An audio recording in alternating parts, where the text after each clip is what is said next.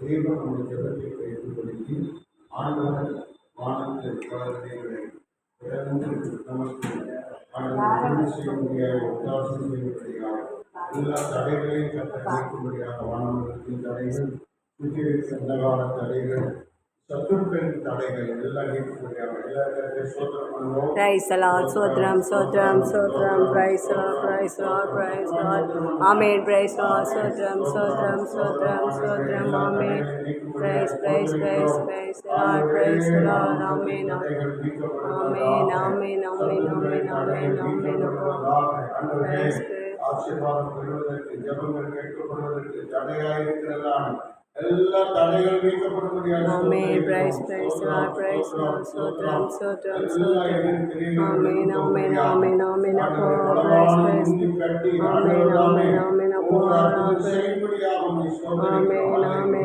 Amen, Amen, Amen, praise, praise, praise Lord, Sotram, Amen, Amen, Amen, Amen, Amen,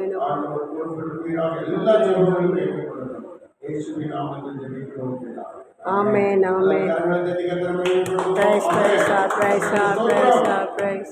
எப்போதும் ஜெபிக்கும் போது நாம் உண்மையிலே தேவனுடைய ஆவியோடு கலந்து விட வேண்டும், ஜெபிக்க வேண்டும். ஜெபிக்கிறவர்களை தான் தேவன் பார்க்கிறார்.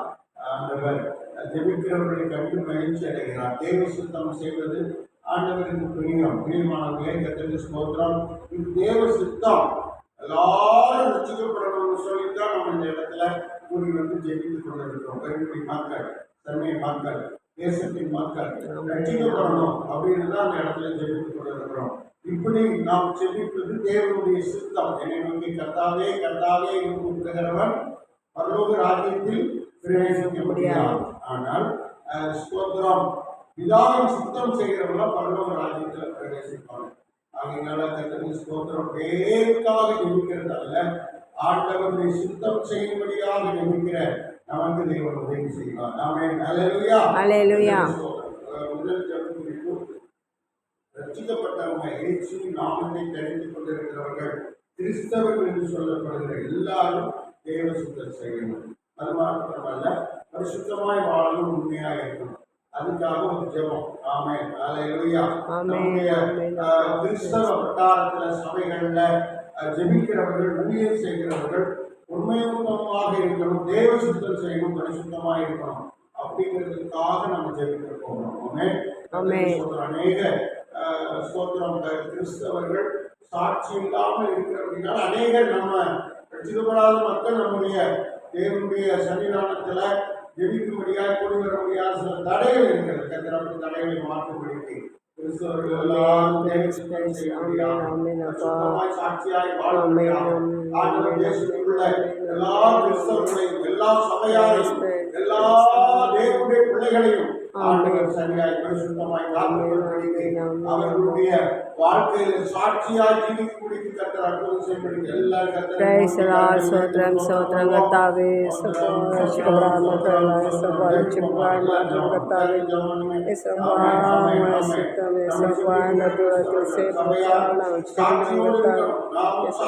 எல்லா மக்களையும்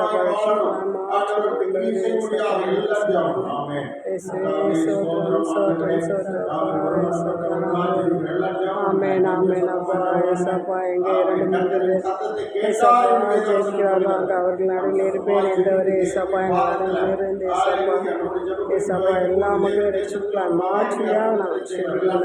இந்த பெருங்குடி பகுதியில் எல்லா மக்களையும் ஏசப்பா நீங்கள் ரட்சித்தாவே சித்தம் ஏசப்பா, அந்த பெருங்குடி நிறுவப்பட்ட கர்த்தாவே கர்மேல் ஊழியர்களை ஆசீர்வதிங்கப்பா ஏசப்பா, கர்மேல் ஊழியத்தை ஆசீர்வதிங்க. ஆமென் அப்பா, praise the Lord, praise the Lord.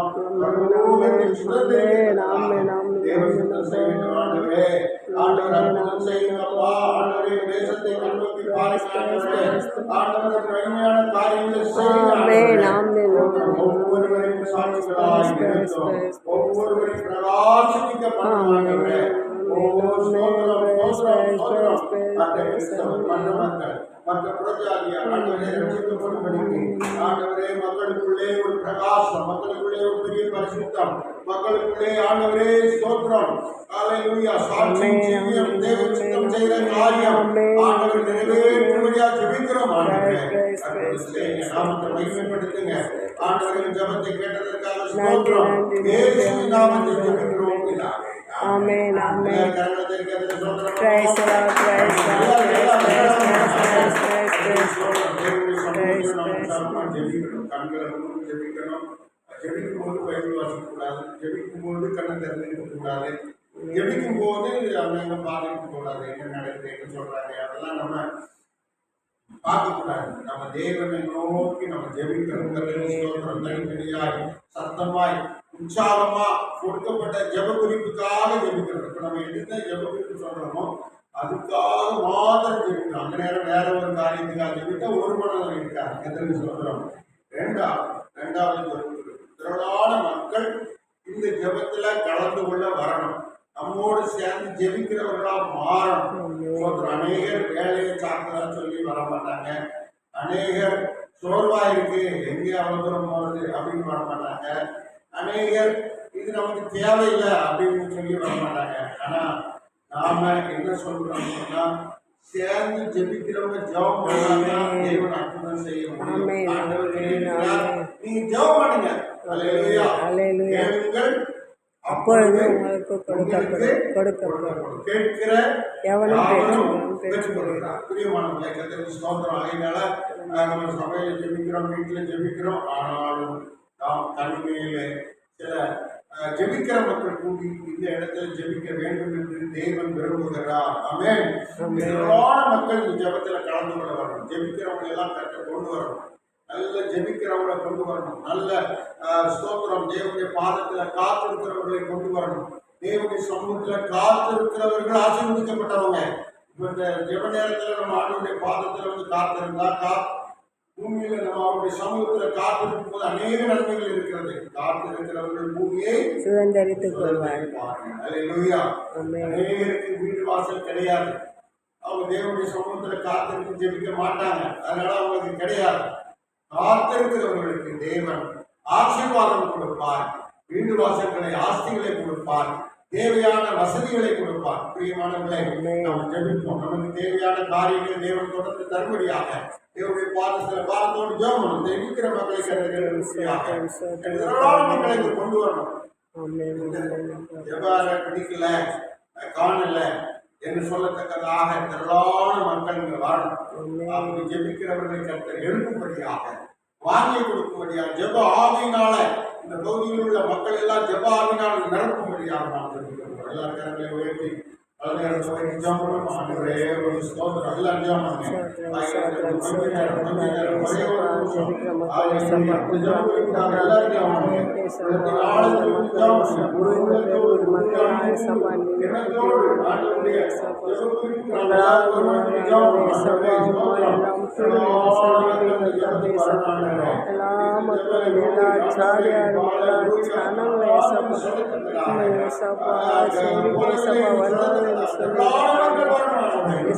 இந்த கர்மேல் ஊழியத்துக்கு ஏசப்பா ஏராளமான ஜனங்களை ஏசப்பா கொண்டு வாங்க.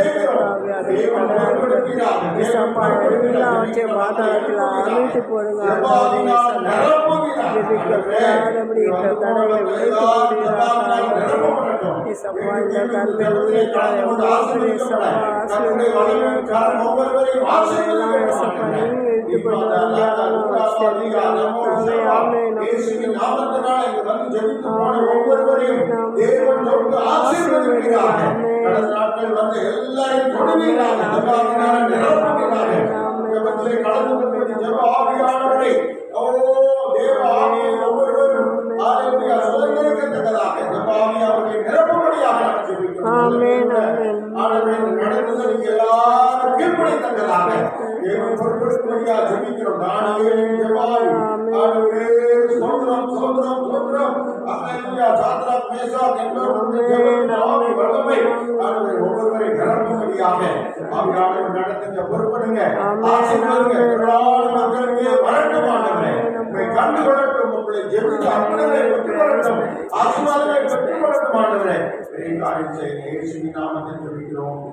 ஆமென். ஆமென்.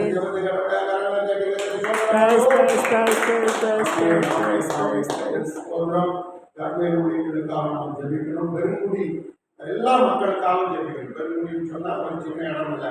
பெருங்குடின்னு சொன்னால் இதை சுற்றி நிறைய பகுதிகள் இருக்கிறது. திரளான மக்கள் இருக்கிறாங்க, ஆயிரக்கணக்கான ஜனங்கள் இருக்கிறாங்க.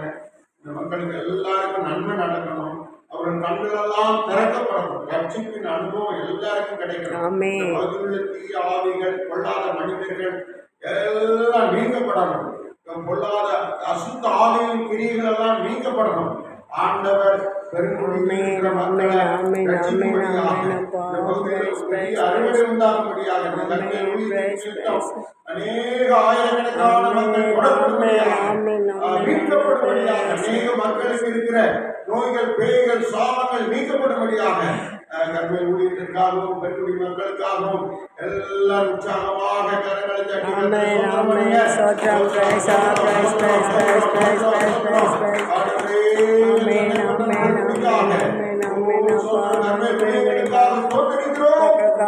செபிக்கிறோம்ப்பா. ஏசப்பா இந்த ஐடி மக்கள்லாம் ஏசப்பா ரட்சிக்கப்படட்டும்க்காக ஏசப்பா சிறுவர் முதல் பெரியவர் ஏசப்பா ஏசப்பா குடும்பமாக இந்த கர்மேல் ஊழியத்துக்கு வரும்படியாக நாங்கள் செபிக்கிறோம் ஐயா. ஏசப்பா சோத்திரமத்தாவே ஏசப்பா நீங்கள் எப்படி அந்த வளாகத்தில் ஏசப்பா எல்லா மக்களையும் அழைத்து வந்தீராங்க, அதே போல எல்லா மக்களையும் ஏசப்பா நீ கொண்டு ஜெபிக்க. ஆமென் ஆமென் ஆமென் அப்பா. ஏசப்பா இந்த கர்மேல் ஊழியத்தில் ஏசப்பா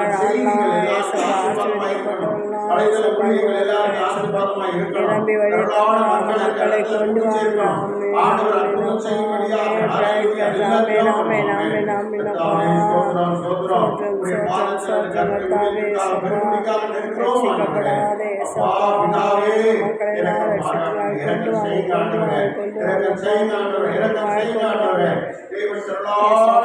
இந்த ஊழியத்தை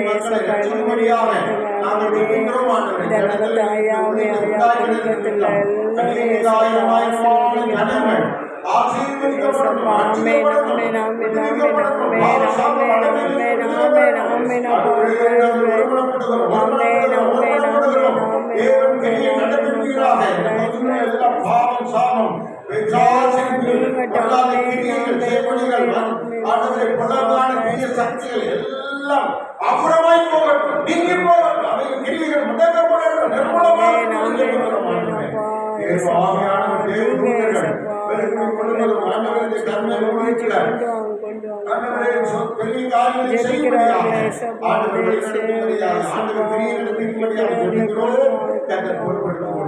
ஆண்டவர் தொடர்ந்து ஆசீர்வதிக்காக கொடுக்கிற மக்களை எழுப்பித்தாங்க, ஜெபிக்கிற மக்களை எழுப்பித்தாங்க, தாங்குகிற மக்களை எழுப்பித்தாங்க, உதவி செய்கிற மக்களை எழுப்பித்தாங்க, பங்காளர்களை எழுப்பித்தாங்க, எழுப்பித்தாங்க, நல்லவர்களை கொண்டு வாங்க, நீதிமான ஆட்சி இருக்கிற மக்களை இணைத்து கர்த்தர் அற்புதம் செய்யுங்க.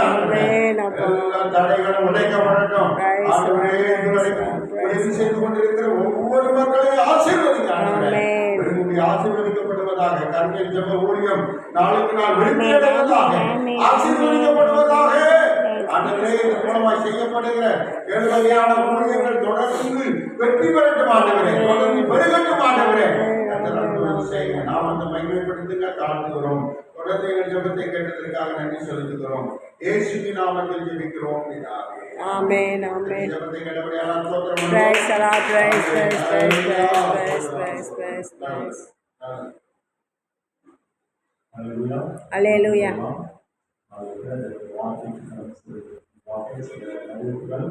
அனைவரும் அறிந்திருக்கிற விதமாக தமிழ் ஜெப ஒவ்வொரு நாளும் முதலாவது வியாழக்கிழமையிலே நடைபெறுகிறது. அநேகர் நாங்கள் பயன்பெற்று வருகிறார்கள். நாமத்தினாலே நாம் ஒரு வருடத்தை கடந்து 4 வருடத்திலும் நாம் 3ஆம் மாதத்துக்காக நாம் அவையெடுத்து வைத்திருக்கிறோம். பெரிய காரியங்களை செய்து வருகிறார். தொடர்ந்து அநேகர் ஒருபடியாக தொடர்ந்து தெரிந்து கொள்ளுங்கள். கடந்த 2 மாதமாக உட்கார இடம் இல்லாத அளவுக்கு இருக்கிறாங்க. நிறைய பேர் வந்தாங்க. நாங்கள் எதிர்பார்த்தோம் முடியாத சூழ்நிலைக்கு அவர்களுக்காக தெரிந்து கொள்ளலாம்.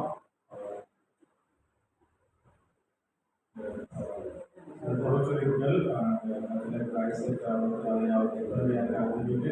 ஆபரேஷன் அவர்களுக்கு நடந்திருக்கு. அந்த நல்ல சுகத்தை கொடுத்திருந்தார். எனவே நல்ல பரிபூர்ண சுகம் பெற்று நமக்கு தொடர்ந்து அவர்களுக்காக தெரிந்து கொள்ளுங்கள். நாளிலும் என்னுடைய வார்த்தைக்கு கடன் செல்லும் தலைகளுக்காக உங்கள் அன்பின் பரமத்தப்படி மாலை வேலைக்காக நாங்கள் நன்றி செலுத்துகிறோம்.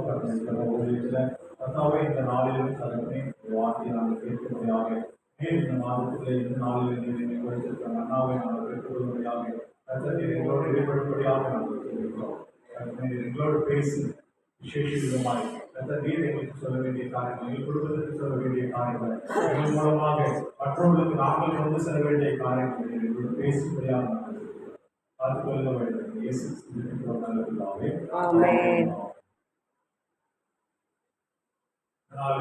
நமக்கு கொடுத்திருக்கிறதான வார்த்தை ஏசாயா தீர்க்கதரிசி புஸ்தகம் 30ஆம் அதிகாரம், ஏசாயா தீர்க்கதரிசி 30ஆம் அதிகாரம் 19வது வசனம். 19வது வசனம் ஏசாயா தீர்க்கதரிசி புஸ்தகம் 30ஆம் அதிகாரம் 19ஆம் வசனத்தில் 3வது வசனம். சீயோனைச் சேர்ந்த ஜனங்கள் எருசலேமில் வாசமாய் இருப்பார்கள். இனி நீ அழுது கொண்டிராய், உன் கூப்பிடுதலின் சத்தத்துக்கு அவர் உருக்கமாய் இறங்கி அதை கேட்டவுடனே உனக்கு மறு உத்தரவு அருள்வார். ஆமென், ஆமென், அல்லேலூயா. கூப்பிட்ட உடனே மறு உத்தரவு கொடுக்கிற தேவனாய் இருக்கிறார் என்று சொல்லிப்பாங்க. அது மட்டுமல்ல, கர்த்தர் நாளில் நம்மோடு சொல்கிற ஒரு காரியம், இனி நீ அழுது கொண்டிருக்கிறாய், இனி நீ அழுது கொண்டிருக்கிறாய் என்று சொல்லுவாங்க. கர்த்தர் நமக்கு வாக்குத்தத்தமாக இந்த மாதத்தில் கொடுக்கிறதான ஒரு காரியம். அநேக சூழ்நிலைகளை கண்டு, அநேக காரியங்களை கண்டு நம்ம கலங்கி கவிழ்ந்து கொண்டிருப்போம். ஆனா கர்த்தர் இந்த நாளில் சொல்கிற ஒரு காரியம், இனி நீ அழுது கொண்டிருக்கிறாய். அவர் அதற்கு நிச்சயமாகவே இறங்கி தமது கேட்டவுடனே மறு உத்தரவு கொடுக்கிற தேவனாய் இருக்கிறார். நாம் வணங்குகிற தேவன், நாம் ஆராதிக்கிற தேவன் அல்லோ மண்ணோ இல்லை, அவர் என்ன பண்றாரா, பேசுகிற தெய்வமாய் இருக்கிறார். பேசுகிற தெய்வம் இயேசு கிறிஸ்து அப்படின்னு சொல்லி பார்க்கிறோம். நாட்டில் பார்த்தோம் அப்படின்னா குடும்பங்கள்ல ஒவ்வொரு குடும்பங்களிலும் அநேக பிரச்சனைகள் உண்டு, போராட்டங்கள் உண்டு. நமக்கு தெரியாது, மற்றவர்களை பார்க்கும்போது அவங்க குடும்பத்துல என்ன பிரச்சனை இருக்கு அப்படின்னு சொன்னாங்க. ஒவ்வொரு குடும்பத்துக்கும் பின்னாடியும் சில கண்ணீர்கள் இருக்கு, ஏன் கவலைகள் இருக்கு. ஒரு சிலர் பிள்ளைகளுக்காக கண்ணீர் வடித்துக் கொண்டிருப்பாங்க, சிலர் சரீர சுகத்திற்காக கண்ணீர் வடித்துக் கொண்டிருப்பாங்க, கடன் பிரச்சனை தீர்வுபடியாக கண்ணீர் வடித்துக் கொண்டிருப்பாங்க. நல்ல ஒரு வேலை கிடைக்கணும், வேலையில ஒரு சமாதானம் வேண்டும் அப்படின்னு சொல்லி அதற்காக கண்ணீர் வடித்துக் கொண்டிருப்பாங்க. இல்லைன்னா நல்ல ஒரு குடும்பத்துல பிரச்சனைகள் போராட்டம் நீங்கி குடும்பத்துல ஒரு சமாதானம் வேண்டும் அப்படின்னு சொல்லி கண்ணீர் வடித்துக் கொண்டிருப்பாங்க. ஒவ்வொருவருக்கும் ஒவ்வொரு குடும்பத்துல ஒரு மறுபக்கம் உண்டு. நாம அவங்களை பார்க்கும்போது ஒருவேளை அது நமக்கு தெரியாம இருக்கலாம். ஆனால் கர்த்தர் இந்த நாளில சொல்லுகிறதாக ஒரு காரியம், இனி நீ அழுது கொண்டிருக்கிறாய், இனி நீ அழுது கொண்டிருக்கிறாய் என்று சொல்லி கர்த்தர் பேசுகிறார். ஆகையினால இனி நீ அழுது கொண்டிருக்கிறாய் என்று சொன்னால் அதனுடைய அர்த்தம், இன்றோடு நம்முடைய காரியங்களை கர்த்தர் பொருட்படுகிறார். அவர் நம்முடைய காரியங்களை அவர் வாய்க்க செய்கிறார். நம்ம கண்ணீருக்கு ஒரு முடிவு உண்டு, நம்முடைய கண்ணீருக்கு ஒரு முடிவு உண்டு, நம்முடைய வேண்டுதல்கள் விண்ணப்பங்களுக்கு ஜெபத்திற்கு ஒரு முடிவு உண்டு என்பதை நம்ம அறிந்து கொள்கிறோம். நம்ம காத்திருந்திருக்கலாம், அநேக நாள் காத்திருந்திருக்கலாம், அந்த காத்திருப்புக்கு ஒரு முடிவு உண்டு அப்படின்னு சொல்லி இந்த நாளிலே நாம் அறிந்து கொள்கிறவர்களாக காணணும். ஒருவேளை பாத்தீங்க அப்படின்னு சொன்னா ஒரு வீட்டுல ஒரு சிறு குழந்தை இருக்கு அப்படின்னு சொன்னீங்கன்னா, ஒரு சிறு குழந்தை திடீரென்று அழ ஆரம்பிச்சுட்டா அந்த தாய் பக்கத்துல இருப்பாங்க, கிச்சன்ல ஒரு வேலை செஞ்சுட்டு இருப்பாங்க. ஆனா அந்த இடத்துல இருந்து அந்த வேலையை முடிச்சுட்டோ அந்த ஊர்ல இருந்து இங்க வரும்போது அந்த குழந்தை யோசிச்சு கொண்டு இருக்கலாம், நான் அழுகிறேன், நான் கூப்பிடுறேன், என்னுடைய தாய் பதில் சொல்லவே இன்னும் வரலையே, என்ன மறந்துட்டாங்களோ, வேற எங்கேயோ போயிட்டாங்களோ அப்படின்னு சொல்லி அந்த குழந்தை நினைக்கட்டும். ஆனா அந்த தாய் கிட்ட வந்தோன்னு சொல்லுவாங்க, நீ கூப்பிட்டது எனக்கு கேட்டது, நீ அழ ஆரம்பிச்ச உடனே எனக்கு சத்தம் எனக்கு கேட்டது, நான் அவங்க இடத்துல வருவதற்கு காலத்து அவ்வளோ ஒழுங்காக நான் சில காரியங்களை ஆயுதம் பண்ணி கொண்டிருந்தேன், சாப்பாடு ரெடி பண்ணிட்டு இருந்தேன், இல்லைன்னா பால் போட்டு இருந்தேன், கால தாமதம் ஆயிடுச்சு இல்லையா. ஆனா அந்த கால தாமதத்தோட அந்த தாய் அந்த பிள்ளையை பார்த்து வந்தாலும் அந்த தாய் அந்த பிள்ளைக்கு நன்மையான காரியங்களை கொண்டு வருகிறார்கள் என்று சொல்லி நம்ம பார்ப்போம். இந்த நாளில கர்த்தர் ஒருவேளை நம்முடைய ஜபத்தை கேட்கல, என்னுடைய கூப்பிடுதலை கேட்கல, என்னுடைய கண்ணீரை பதில் கிடைக்கல அப்படின்னு சொல்லி ஒருவேளை சிந்தித்துக் கொண்டிருந்தோம் என்று சொன்னால் கர்த்தர் இந்த நாளிலே அவர் நம்மளுக்கு பதில் அளிக்கிற தேவனாய், ஏற்ற நேரத்துல பதில் கொடுக்கிற தேவனாய் இருக்கிறார் என்று சொல்லி நம்ம அறிந்து கொள்ள முடியும். இந்த நாளில கூட சில காரியங்களை நம்ம வேகமாக வாசித்து தியானிக்க இருக்கிறோம். முதலாவதாக கர்த்தர் நம்முடைய கண்ணீரை காண்கிற தேவனாய் இருக்கிறார். கர்த்தர் நம் கண்ணீரை காண்கிறார். முதல் பகுதி அதான் சொல்லி இனி நீ அழுது கொண்டிருக்கிறார் என்று சொல்லுகிறார். சங்கீதம் 56:8 வாசித்தோம் அப்படின்னு சொன்னா, சங்கீதம் 56:8 நம்ம நம்முடைய அலைச்சல்களை கர்த்தர் எண்ணி இருக்கிறார் என்று சொல்லுவாங்க. வாசித்தோம் சங்கீதம் 56:8.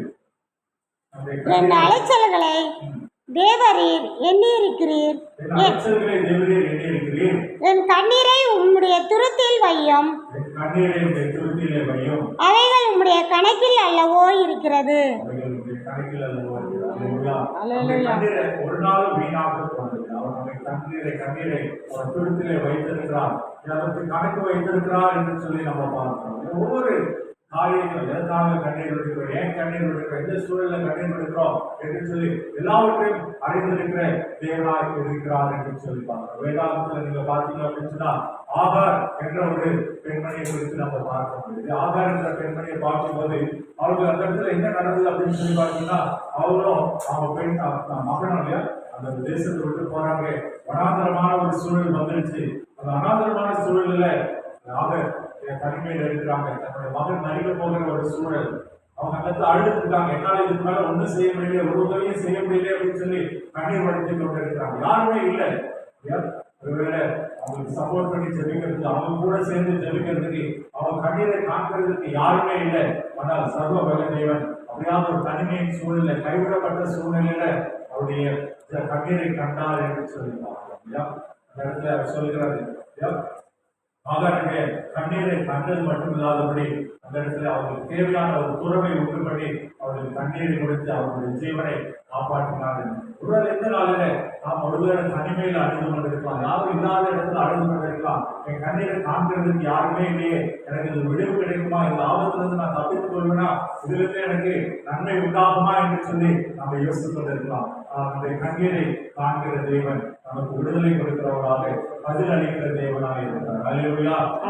அளிக்கிற தேவன் இன்று அவர் ஜீவிக்கிறபடியாக இருக்கிறபடி அவர் என்றும் என்றும் மாறாதவராக அவருக்கு அந்த தனிமையில வனாந்தரத்துல உதவி செய்த தேவன் இன்றைய நாளில் நம்முடைய கண்ணீரை அவர் பார்க்கிறவர்களாக. ஒரு மனிதர்கள் பார்க்காம இருக்கலாம், கூட இருக்கிறவங்க கூட அந்த கண்ணீரை கொடுத்து கவலை இல்லாம இருக்கலாம், அறியாம இருக்கலாம். ஆனால் சர்வ வல்ல தேவன் இயேசு கிறிஸ்து அவர் கண்ணீரை பார்க்கிறார், உதவி செய்கிற தேவனாய் இருக்கிறார் என்று சொல்லி பார்க்கிறோம்.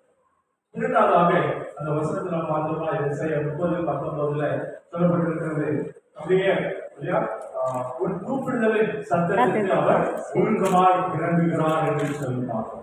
முதலாவது கண்ணீரை காண்கிற தேவனாய் இருக்கிறார். இரண்டாவதாக நம்முடைய கூப்பிடுதலை அவர் சத்தத்திற்கு அவர் ஒழுக்கமாய் இறங்குகிற தேவனாய் இருக்கிறார் என்று சொல்கிறார். வேதாகமம் சொல்கிறது எரேமியா தீர்க்கதரிசியின் புத்தகம் 33:3 வாசிப்போம். எரேமியா, என்னை நோக்கி கூப்பிடு, என்னை நோக்கி கூப்பிடு, அப்பொழுது நான் உனக்கு உத்தரவு கொடுத்து, அப்பொழுது நான் உனக்கு உத்தரவு கொடுத்து, நீ அறியாததும் உனக்கு எட்டாததுமான பெரிய காரியங்களை உனக்கு அறிவிப்பேன்.